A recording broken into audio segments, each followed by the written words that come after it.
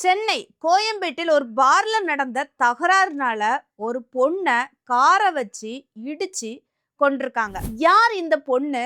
என்ன காரணத்தால இந்த தகராறு நடந்துச்சு? இந்த நபர்களை பிடிச்சிட்டாங்களா? இப்போ வழக்கு எதை நோக்கி போயிட்டு இருக்குது? இதெல்லாம் பத்தி தான் ஃபுல் டீட்டெயில்டா நம்ம இந்த வீடியோல பார்க்க போறோம். நான் ஜெசோனா. இந்த வீடியோக்குள்ள போறதுக்கு முன்னாடி இந்த வீடியோ பத்தின கருத்து ஏதாவது உங்களுக்கு இருந்துச்சுன்னா தாராளமா கமெண்ட்ல சொல்லுங்க. ஏன்னா உங்களுடைய கமெண்ட்டை பார்த்துட்டு தான் நாங்கள் நெக்ஸ்ட் வீடியோ இன்னும் பெஸ்ட்டாக எடுக்கிறதுக்கு ரொம்பவே யூஸ்ஃபுல்லாக இருக்கும். வாங்க ஃபுல் டீட்டெயிலாக பார்ப்போம். ஃபர்ஸ்ட் இந்த பொண்ணு யாரு அப்படின்னு பார்த்தீங்கன்னா, இந்த பொண்ணு பேரு ஜான்சி. ஆனால் சில ஊடகங்கள் என்ன சொல்றாங்க அப்படின்னு பார்த்தீங்கன்னா, யான்சி அப்படிங்கிற மாதிரி சொல்றாங்க. இவங்க அம்மா வந்து சொன்ன பேர் தான் ஜான்சி. இந்த பொண்ணுக்கு 18 வயசு ஆகுது. எங்க இருக்கிறாங்க அப்படின்னு பார்த்தீங்கன்னா, இவங்க வந்து இலங்கை தமிழ் அகதி, சரியா? ஆனா இவங்க வந்து இலங்கை தமிழ் அகதி முகாம்ல இருக்கிறாங்க விழுப்புரத்துல. விழுப்புரம் மாவட்டம் தெரியும் தானே? அங்க வந்து அனிச்சங்குப்பம், அதாவது ஆர்ச்சன் குப்பம் அப்படிங்கிற மாதிரி சொல்லுவாங்க அந்த பகுதியை. அந்த பகுதியில தான் வசிச்சுட்டு வந்தாங்க. இந்த பொண்ணு எங்க படிச்சாங்க அப்படின்னு பார்த்தீங்கன்னா, விழுப்புரம் மாவட்டத்தில் அங்கே உள்ள பக்கத்தில் ஒரு ஸ்கூலில் படித்தாங்க. இப்போ +2 முடிச்சு ரிசல்ட்லாம் வந்தாச்சு. இனி அந்த பொண்ணுக்கு வந்து மேல் படிப்புக்காக காலேஜ் அட்மிஷன் போடணும். அந்த அட்மிஷனுக்காக எங்கே போகிறாங்க அப்படின்னு பார்த்தீங்கன்னா, அந்த பொண்ணு சென்னைக்கு போகிறாங்க. எப்படி சென்னைக்கு போகிறாங்க அப்படின்னு பார்த்தீங்கன்னா, இந்த பொண்ணுக்கு ஆன்லைன் மூலமாக ஒரு பொண்ணு கூட பழக்கம் ஏற்பட்டிருக்கு. அப்போ அந்த பொண்ணு என்ன சொல்கிறாங்க அப்படின்னு பார்த்தீங்கன்னா, ஜான்சி நீ வாரியா, நம்ம வந்து சேர்ந்து படிப்போம், ஏரோநாட்டிக்கல் படிப்போம் அப்படிங்கிற மாதிரி இந்த பொண்ணை வந்து கூப்பிட்டுருக்காங்க. அந்த யாரு, சென்னையில் உள்ள பொண்ணு இந்த ஜான்சி இந்த பொண்ணை கூப்பிட்டுருக்காங்க. அப்போ என்ன பண்ணுறாங்க, ஜான்சி அந்த பொண்ணு என்ன பண்ணுறாங்கன்னா, அவங்க அம்மாட்ட சொல்லிக்கிட்டு, அம்மா இப்படி என்னோட ஃப்ரெண்டு வந்து இப்படி கூப்பிடுறா, நல்லா பார்த்துப்பா, நான் போயிட்டு வரேன், அட்மிஷன் என்ன ஏதுன்னு பார்த்துட்டு வரேன், காலேஜும் பார்த்துட்டு வரேன் அப்படிங்கிற மாதிரி ஜான்சி அவங்க அம்மா கிட்ட சொல்லிக்கிட்டு என்ன பண்ணுறாங்க அப்படின்னு பார்த்தீங்கன்னா, சென்னைக்கு கிளம்புறாங்க.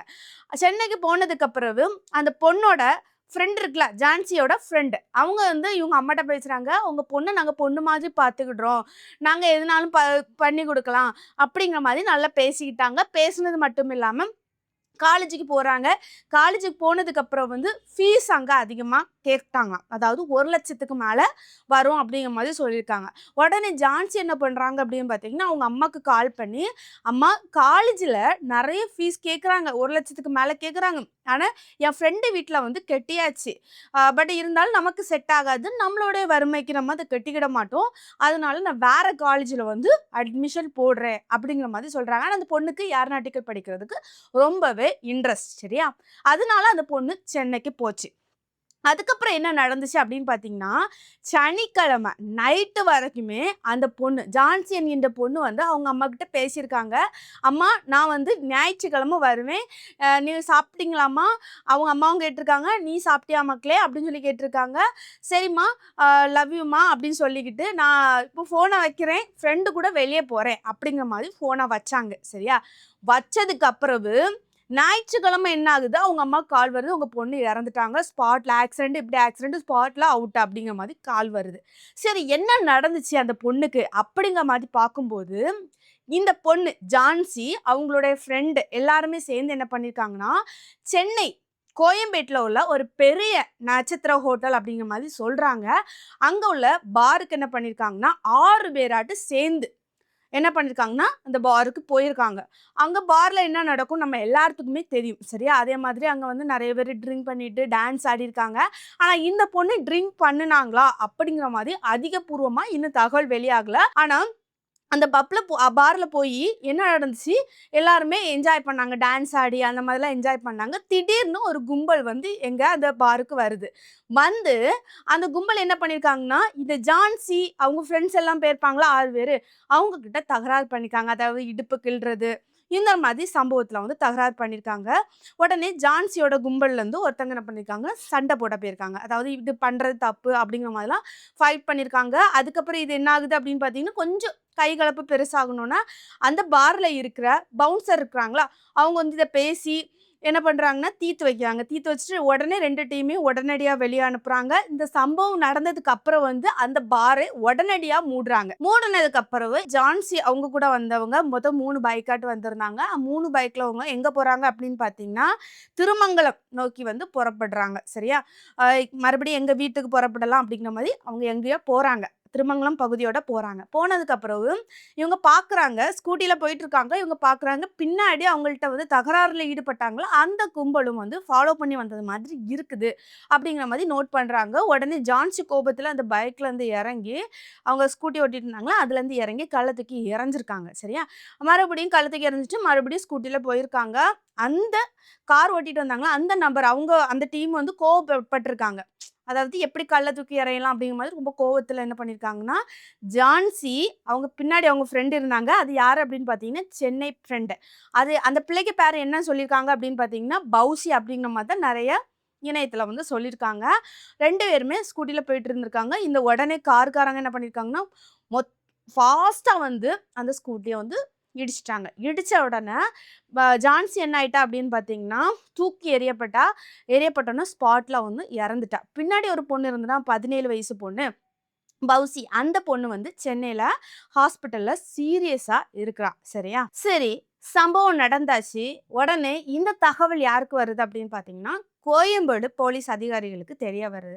தெரிய வந்தோனே போலீஸ் அதிகாரிகள் என்ன பண்றாங்கன்னா, விசாரணை நடத்துறாங்க. சம்பவ இடத்துக்கு வந்து யார் இந்த பொண்ணு அப்படிங்கிற மாதிரி எல்லா டீட்டெயிலுமே கலெக்ட் பண்றாங்க. கலெக்ட் பண்ண பிறகு யார் இடிச்சாங்க அப்படிங்கிற மாதிரி விசாரணை பண்ணும்போது எல்லா டீட்டெயிலும் தெரிய வருது. சரியா? அதுல வந்து சிசிடிவி கேமராக்கள் மூலமா என்ன பண்றாங்கன்னா, போலீஸ் அதிகாரிகள் இடிச்ச நபர்கள், வண்டி நம்பர் வச்சு கண்டுபிடிக்க ஆரம்பிச்சாங்க. அப்படி யாரெல்லாம் கைது செய்யப்பட்டாங்க அப்படின்னு பார்த்தீங்கன்னா, பாலகுரு, அரும்பாக்கம் 21 வயசு ஆகுது. சரியா?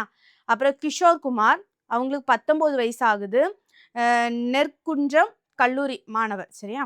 அப்புறம் ஜோஷ்வா அவங்களுக்கு 19 வயசு ஆகுது. அவங்க வந்து சூளைமேடு. அடுத்தது சுமன், சக்திவேல் காரை ஓட்டிய முக்கிய குற்றவாளி விருக்கம்பாக்கம், மோகன், முத்துக்கண்ணன் உள்ளிட்டோர். மொத்தம் 6 பேரை வந்து கைது பண்ணியிருக்காங்க போலீஸ் அதிகாரிகள். அது மட்டும் இல்லாம அந்த காரையுமே என்ன பண்ணியிருக்காங்கன்னா, வாங்கியிருக்காங்க. அவங்க கண்ட்ரோல்ல தான் இருக்குது. போலீஸ் அதிகாரியோட கண்ட்ரோல்ல தான் இருக்குது. சரியா? சரி, மறுபடியும் போலீஸ் அதிகாரிகள் என்ன பண்றாங்க அப்படின்னு பார்த்தீங்கன்னா, இத கன்ஃபார்ம் பண்றதுக்காக இந்த ஜான்சி கூட நெறைய பேர் போயிருந்தாங்கல்ல. மொத்தம் 6 பேர் போனாங்கல்ல. அதுல ஒரு பையன் இருந்திருக்கான். அந்த பையன்ட்ட என்ன நடந்துச்சு அப்படிங்கிற மாரி கேட்குறாங்க. அந்த பையன் பேரு வந்து அஸ்வத். அந்த பையனுக்கு வந்து வயசு எத்தன அப்படின்னு பார்த்தீங்கன்னா, 21 வயசு ஆகுது.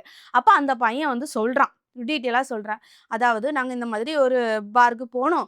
பாருக்கு போம்போது இந்த மாரி டான்ஸ் ஆடிட்டு இருக்கும்போது திடீர்னு ஒரு கும்பல் வந்தாங்க. இப்படி பெண்கள்ட்ட வந்து இடுப்ப கிள்றது, தகராறு ஏற்பட்டுருச்சு. அப்புறம் நாங்க ஃபைட் பண்ணோம். அப்புறம் பார்ல உள்ள பவுன்சர்கள் வந்து என்ன பண்ணாங்கன்னா, சண்டைய தீர்த்து வச்சுட்டு எங்கள வெளிய அனுப்பிட்டாங்க. நாங்க சரி மறுபடியும் சரி எங்க போலாம் கிளம்புவோம்ன்னு சொல்லிட்டு கிளம்பியாச்சு. எங்க காருக்கு பின்னாடி வந்தாங்க. இந்த ஜான்சி பொண்ணு இறங்கி கோவத்துல கல்ல தூக்கி கார்ல எறிஞ்சுட்டாங்க. அப்புறம் நாங்க மறுபடியும் கிளம்பிட்டோம். கிளம்புனதுக்கப்புறம் இந்த கார்காரங்க என்ன பண்ணிட்டாங்கன்னா, ஸ்பாட்ல ரொம்ப ஃபாஸ்ட்டா வந்து ஸ்கூட்டி மேல ஏத்திட்டாங்க அப்படிங்கிற மாதிரி எல்லா டீட்டெயிலுமும் சொல்றாங்க. உடனே போலீஸ் அதிகாரிகள் இத கன்ஃபார்ம் பண்றதுக்காக சிசிடிவி எல்லாம் செக் பண்ணி பார்க்கும்போது, இந்த ஜான்சி அந்த பொண்ணு வந்து கல்ல தூக்கி எறிஞ்சது தகவல் வந்து வெளியாயிருக்குது. சரியா? இந்த மாதிரி சம்பவம் நடந்திருக்குது. ஆ இத குறித்து போலீஸ் அதிகாரிகள் அடுத்த கட்டமா என்ன பண்ணுவாங்க, ஜான்சியோட அம்மாகிட்ட வந்து தகவல் குடுப்பாங்க. அதானே, "உங்க பொண்ணு இறந்துட்டாங்க. வந்து உடல கைப்பற்றிடுங்க." அப்படிங்கிற மாரி சொல்லுவாங்கல்ல. உடனே ஜான்சியோட உடல் வந்து அவங்க விழுப்புரத்துக்கு போயாச்சு. அவங்க அம்மா பேட்டி குடுக்குறாங்க. அத பார்க்கும்போது ரொம்பவே கஷ்டமா இருந்துச்சு. அழுது அழுது பேட்டி குடுக்குறாங்க. என்ன சொல்றாங்க அப்படின்னு பார்த்தீங்கன்னா, அவங்க அம்மா, "என் பொண்ணுக்கு குடிப்பழக்கம் உண்டு." அப்படிங்கிற மாதிரி எல்லா வெப்சைட்லயும், எல்லா சேனல்கள்லயும் போடுறாங்க. ஆனா, என் பொண்ணுக்கு குடிப்பழக்கம் கிடையவே செய்யாது. என் பொண்ணு நல்ல பொண்ணு. நாங்க வந்து இலங்கை அகதினால நாங்க இங்க வந்து இருக்கிறதுனால மொத்தமா என் பொண்ணு இறந்துட்டானால எல்லாத்தையுமே தூக்கி எங்க மேல பழிய போடாதீங்க. என் பொண்ணு அந்த மாதிரிப்பட்ட பொண்ணு கிடையாது. நல்லா படிக்கிற பொண்ணு அப்படிங்கிற மாதிரி சொல்றாங்க. சரியா? என் பொண்ணுக்கு நியாயம் கிடைக்கணும். என் பொண்ண இடிச்சவங்களுக்கு வந்து மரண தண்டனை நீங்க கண்டிப்பா குடுக்கணும். சிஎம் சார் அவர்கள் நீங்க கண்டிப்பா இத வந்து ஆக்ஷன் எடுத்தே தீரணும். எல்லாருமே உங்கள வந்து சூஸ் பண்ணியிருக்காங்கல்ல. முதலமைச்சராட்டு ஆட்சி மாற்றம் வேணும். அப்புறம் இந்த இந்த மாரி தப்பு தண்டங்கள வந்து நல்ல சரியான சட்டங்கள வந்து பயன்படுத்தணும் அப்படிங்கிற மாதிரி உங்கள சூஸ் பண்ணாங்களே. நீங்க கண்டிப்பா என் கொன்னவங்களுக்கு வந்து மரண தண்டனை குடுக்கணும். அப்படிங்கிற மாதிரி எல்லா விஷயமும் அவங்க அம்மா தேம்பி தேம்பி அழுறாங்க. அவங்க அம்மா பேர் வந்து மேரி. சரியா? அவங்க அம்மா தான் சொன்னாங்க, என் பொண்ணு ஜான்சி அவங்களுக்கு இந்த காலேஜுக்கு அட்மிஷனுக்காக ஆன்லைன் மூலமா ஃப்ரெண்டு வந்து சென்னையில பழக்கம் ஏற்பட்டுச்சு. அவங்க பொண்ணு மாதிரி பார்த்துக்கிட்டுறேன் விடுங்கன்னு சொன்னனால தான் நான் அனுப்புனேன் அப்படிங்கிற மாதிரி சொன்னாங்க. அப்படிங்கிற மாதிரி அவங்க அம்மா எல்லா டீட்டெயிலும் சொல்றாங்க. சரியா? அதுக்கப்பிறகு ஜான்சி அந்த பொண்ணு விழுப்புரம் மாவட்டத்துல தானே படிச்சா. விழுப்புரம் மாவட்டத்துல ஃப்ரெண்ட்ஸ் கண்டிப்பா அந்த ஸ்கூல் வட்டாரங்கள்ல அந்த ஃப்ரெண்டு இருக்கும். சரியா? அப்போ அந்த ஃப்ரெண்டு கூட ஜான்சி அவங்களோட க்ளோஸ் ஃப்ரெண்டு அந்த பொண்ணுமே பேட்டி குடுத்துருந்தாங்க. ஜான்சி அந்த பொண்ணு வந்து குடிக்க மாட்டா. எந்த பழக்கம் கிடையாது. ரொம்ப அமைதியான பொண்ணு. நல்லாவே அவங்க அம்மா வளர்த்து விட்டாங்க. ஸ்கூல்ல யாராவது சண்டை போட்டாங்கன்னா கூட சண்டை போடாதீங்க. ஒற்றுமையா இருக்கணும். அப்படிங்கிற மாதிரி சொல்ல பொண்ணு. என்னோட பெஸ்ட் ஃப்ரெண்டு. எனக்கு இதே மாதிரி எந்த ஃப்ரெண்டும் கிடைக்க மாட்டா. அப்படி ஒரு அமைதியான பொண்ணு. ஆனா நெறைய வெப்சைட்டுகள்ல வந்து என்ன சொல்றாங்கன்னா, இந்த பொண்ணு குடிக்கும். இதுதான் அந்த பொண்ணோட வேலை அப்படிங்கிற மாதிரி சொல்றாங்க. ஆனா அந்த பொண்ணு அப்படிப்பட்ட பொண்ணு கிடையாது. அது சென்னையில பழக்கமான அந்த பொண்ணு தான் நல்லா குடிக்கும். அந்த பொண்ணு குடிச்சதுக்கு இந்த பொண்ணு இறந்துட்டான்னு சொல்லிக்கிட்டு மொத்த பழியும் தூக்கி இங்க போட்டுட்டாங்க. ஏன் அந்த பொண்ணுக்கு மேல போடுங்க.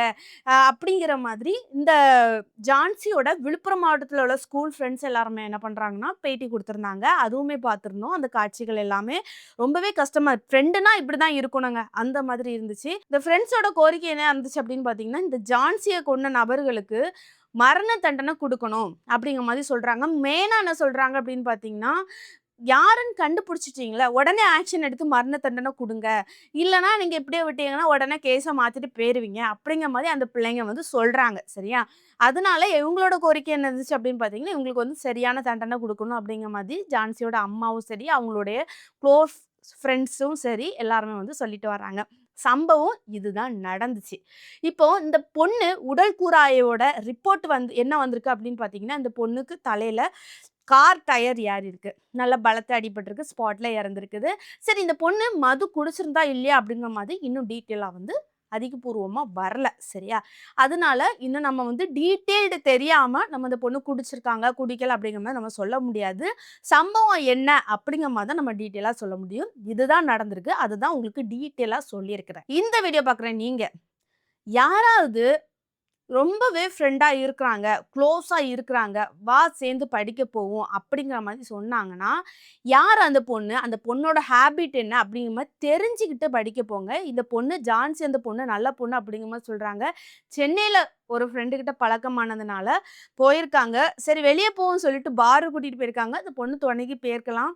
இந்த மாதிரி சம்பவம் நடக்கும் அப்படிங்கிற மாதிரி அந்த ஜான்சி அந்த பொண்ணே எதிர்பார்த்திருக்க மாட்டாங்க. ஒரு உயிரு மொத்தமா போயிடுச்சு. யாரா இருந்தாலும் ஃப்ரெண்டா பார்த்து பழகுங்க அப்படிங்கிற மாரி தான் சொல்லுவேன். முக்கியமா பேரண்ட்ஸோட பேச்ச கேளுங்க.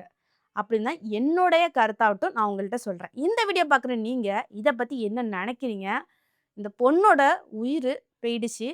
இத பத்தி உங்களோட கருத்தும், முக்கியமா இந்த குற்றவாளிகள கைது பண்ணியிருக்காங்கல்ல, இவங்களுக்கு என்ன தண்டனை குடுக்கணும்? அத பத்தி உங்களோட கருத்தும் கமெண்ட்ல சொல்லிட்டு போங்க. நெக்ஸ்ட் ஒரு வீடியோல சந்திக்கிறேன். பாய்.